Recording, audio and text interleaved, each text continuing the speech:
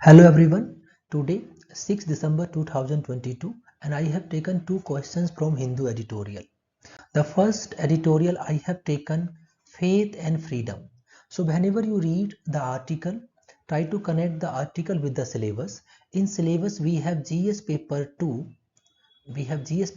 Under that we have important topic polity. Under polity we have important topic fundamental right.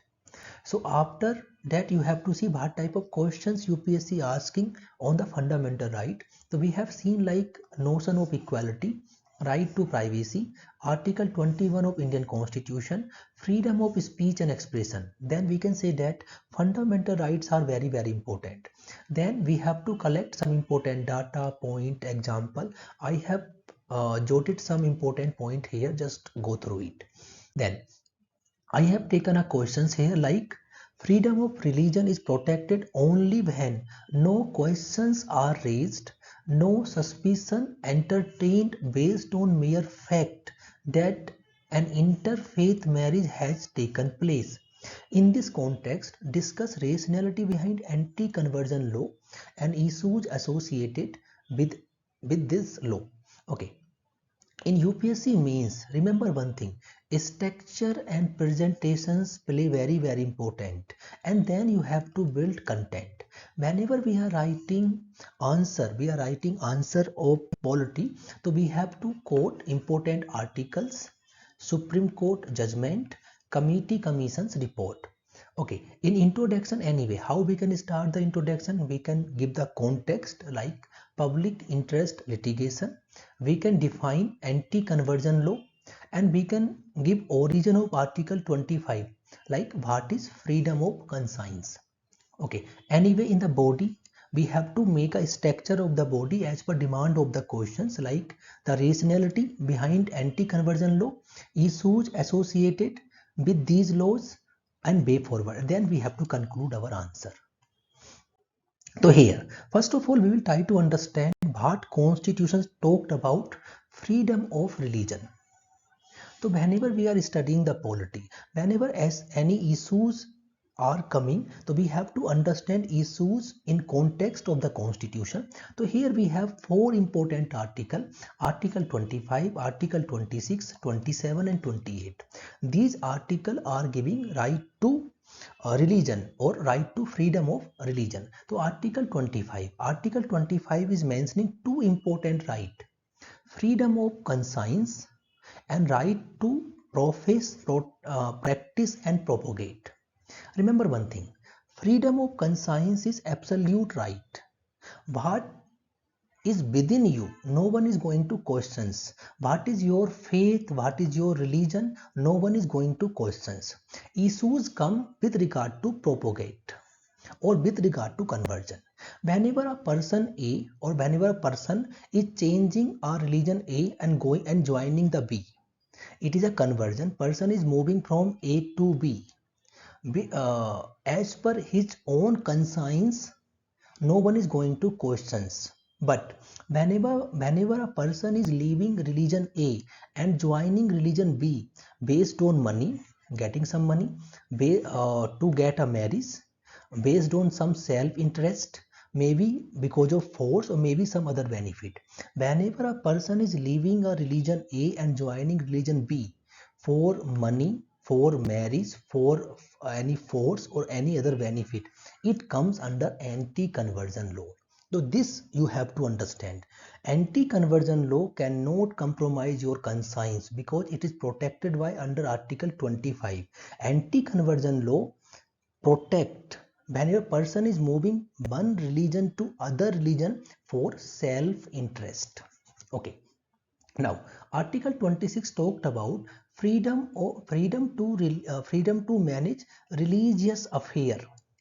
Freedom to manage religious affair. Whenever group of the people, they can establish their own institution and they can manage also.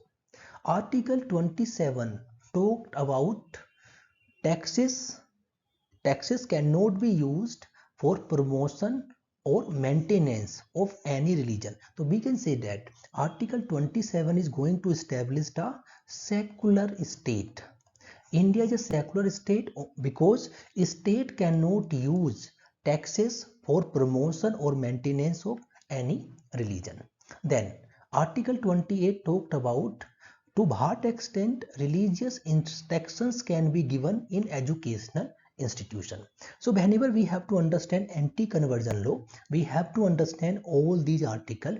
Specifically, we have to understand Article 25. Then introduction. So always remember one thing. In introduction, we have to follow inverted pyramid. Okay, introduction anyway we can give context or we can give origin. In context, first line you can talk about Supreme Court is hearing a purported public interest litigation seeking acting to curb deceitful religious conversion in the country, and then we have to link with anti-conversion law. So first statement we can talk about general statement, and then we have to give some specific questions, like we have to make a statement as per demand of the questions, and then third statement we can give linkage sentence also. Second way you can give origin, you can talk about Article 25. So in this way you can write your introduction. So best way you can give context and then specific to demand of the question. Second statement will be specific to demand of the question.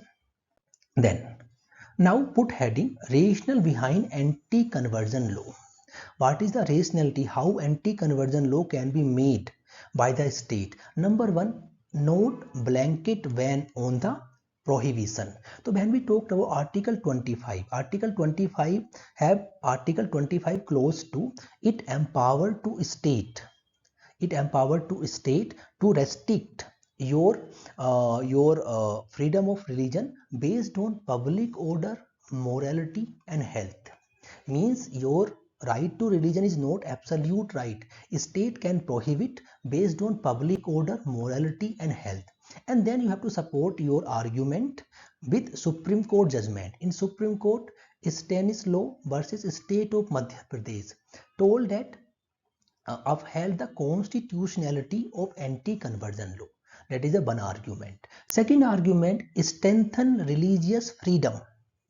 For example, if by forcefully a person is convert into another religion, okay, it is compromising freedom of religion. So somehow we can say that anti-conversion law somehow protecting religious freedom also. For example, in Sarla Mudgul case 1905, Supreme Court held that conversion to Islam was not valid if done only in order to able to practice polygamy.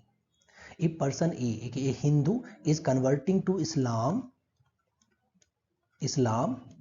for polygamy, that is not that will be prohibited as per anti-conversion law. So it is somehow protecting religious freedom. Then we have prevention of change in demography. For example, more and more people are converting from one religion to another religion. Automatically demography is going to change. So then we can mention Lata Singh versus State of UP, one Supreme Court judgment. Stringent punishment can be given with regard to converting from one religion to another religion. Then in Constituent Assembly in debate, Sardar Patel also talked about we have anti-conversion law. So these are the some point with regard to anti-conversion law, why we have to make a anti-conversion law. Second thing is we have to talk about issues with anti-conversion law. What are the issues as of now we have? First and the most important issues as of now we have against the freedom of conscience and right to privacy. Article 25 talked about freedom of conscience. Whenever a person is converting from one religion to another religion as per own conscience, and state is telling it is a forceful, how you will justify your conscience, because conscience is not visible. How you will justify your conscience, that is a question mark. Again, second important thing is Article 21 talked about right to privacy and right to choose. You are independent to choose any religion. Okay, it is your own choice. No one can force you. Today you believe in one religion, tomorrow you may believe in another religion also. It is your own choice. So it is compromising Article 25, Article 21. Then burden of proof. Burden of proof is the person who is going to convert. So how that person will say it is not a forceful. Consider a person A is moving from one religion to another. How this person has to prove it? It is not forceful. Then lack of equitable treatment, maybe minority versus majority. Minority may be treated differently as compared to majority. So these are the some point. And then create an atmosphere of fear, like constitution giving individual freedom, individual choice to individual right to marriage. So interfaith marriage, the couple who are going to do interfaith marriage have a fear or sense of fear. Somehow it is compromising their fundamental right. Vague nature and wide scope, like some word like force, fraud, allurement, how you have to justify all these words. And then against freedom of religion, spirituality integral to human being, it is going to be compromised. As a UPSC aspirant, we have to develop both the argument in positive, argument in challenges, and then we have to give our own opinion in the conclusion. That way we have to prepare our answer. In the conclusion, you can talk about, in way forward, you can talk about Supreme Court is going to listen anti-conversion law, and Supreme Court has to keep in mind Article 25 and Article 21 with regard to freedom, privacy and choices while giving its own final judgment. That way you can conclude your answer. Now, second article, very beautiful article, I can say that, different perspective with regard to climate change negotiation. So this article, like climate talk as short changing international law. तो जब भी हम कोई article पढ़ते हैं, first of all try to connect with the syllabus. In syllabus we have GS paper 3. Under that we have climate change. Okay, and then we have to collect some important data, some important example report to support our argument. And what type of questions UPSC is asking? So every year you are getting at least 1 or 2 questions based on climate change. So I have jotted down some point here, just go through it. Now here I have taken the questions. The question is, there seems to be a concerned effort to change the basic structure of climate treaty where decarbonization of arbitrarily selected sector has to be discouraged. This is the statement. In this context, discuss the major problem with the current climate change negotiation process. What are the problem as of now we have, and also compromise climate justice. Very important questions with regard to coming mains also and next year mains also. So how we have to make a structure? In structure we can give a context, we can give COP27, IPCC report, any example like flood in Pakistan. We can also define what is climate change. Then issues in current climate change negotiation, we have to mention how it is going to compromise climate justice, that we have to mention, and we have to give the way forward. So I can say that this article is very important. You have to read the article properly.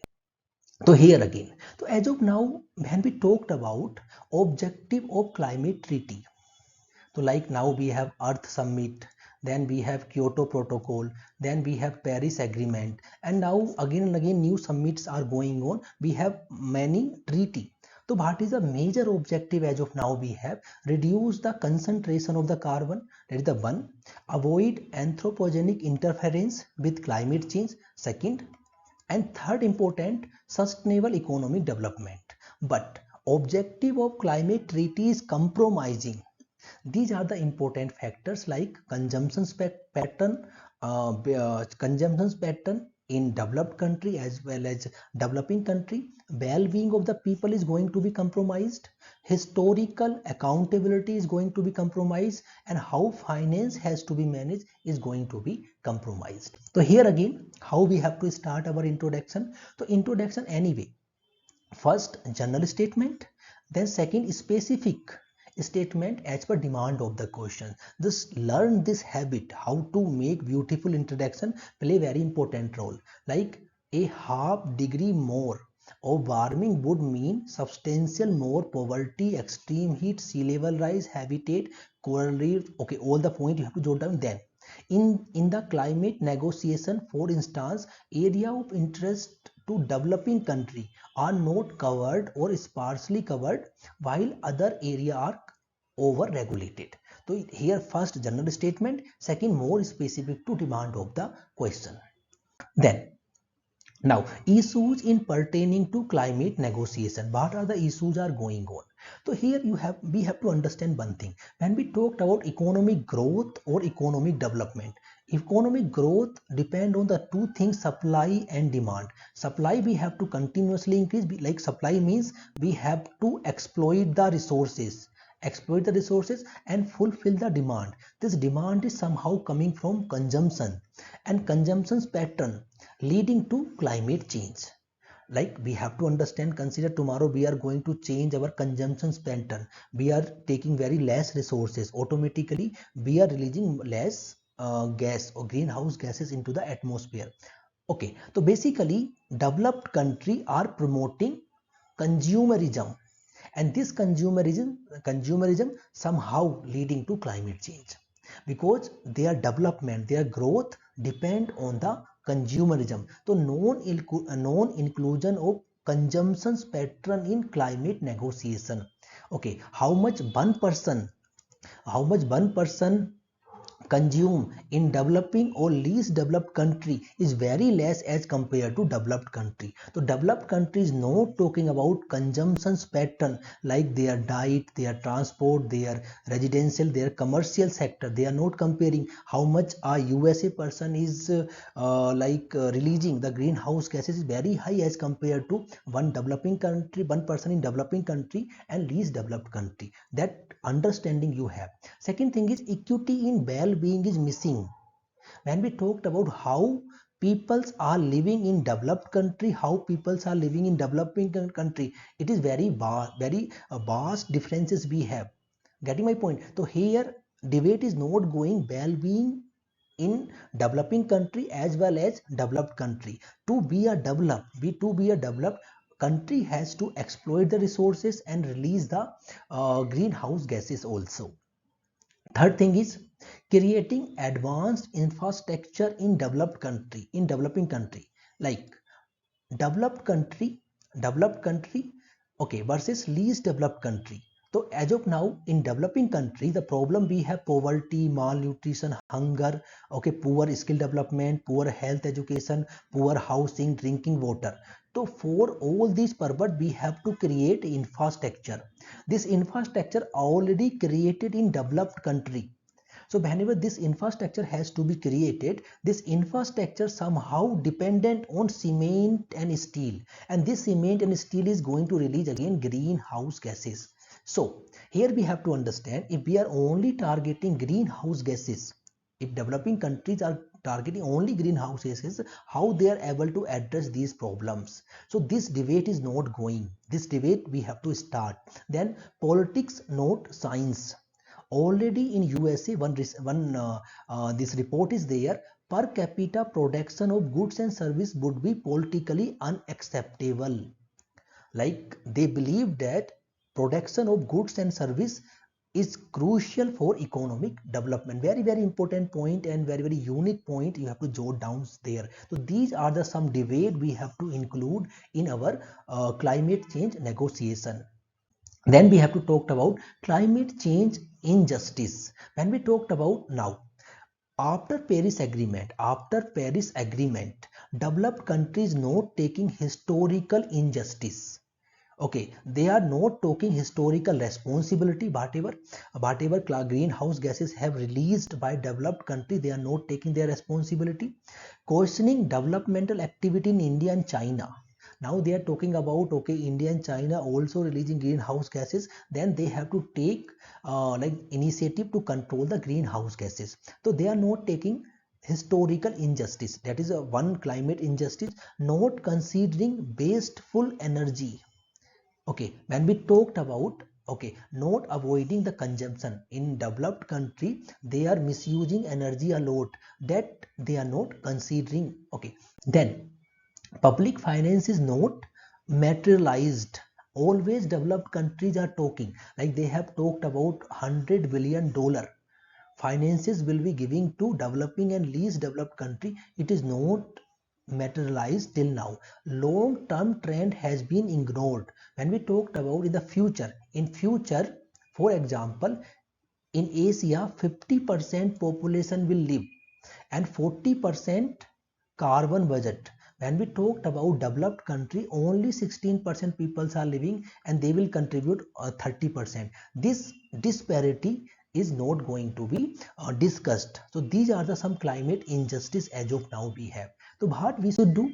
So here conclusion. In conclusion, you have to jot down these are the way forward. So we have to talk about changing consumption pattern, transfer of fund to transfer of fund and technology to least developed country and developing country, promote well-being among developing country, creating financial mechanism, taking historical responsibility. In this way you can conclude and you can talk about India's thrust on lifestyle for environment we have to change. That way you can conclude your answer.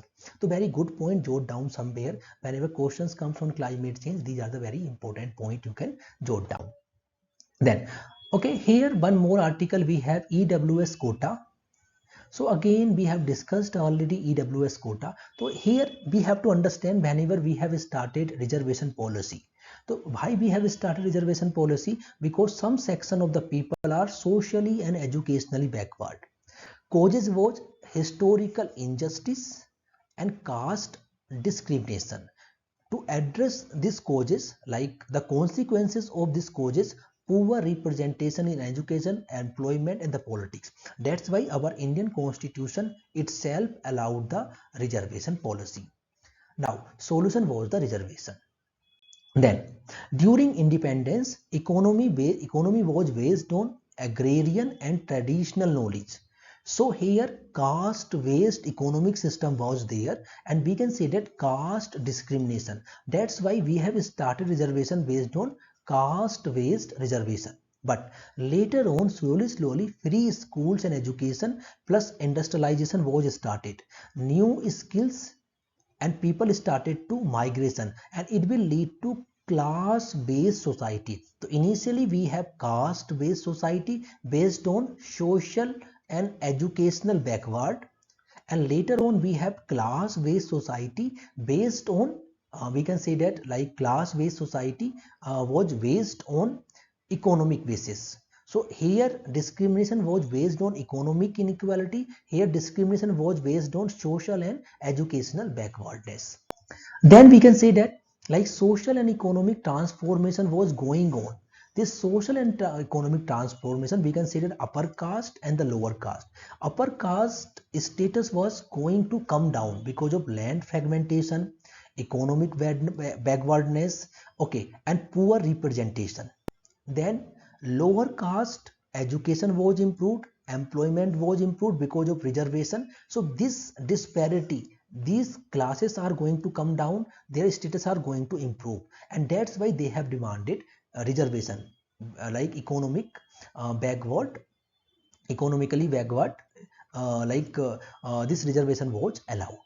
So EWS reservation against basic structure, this article is talking about, because it is not based on social and educational backwardness, but it is based on economic backwardness. So this transformation, this concept you have to understand.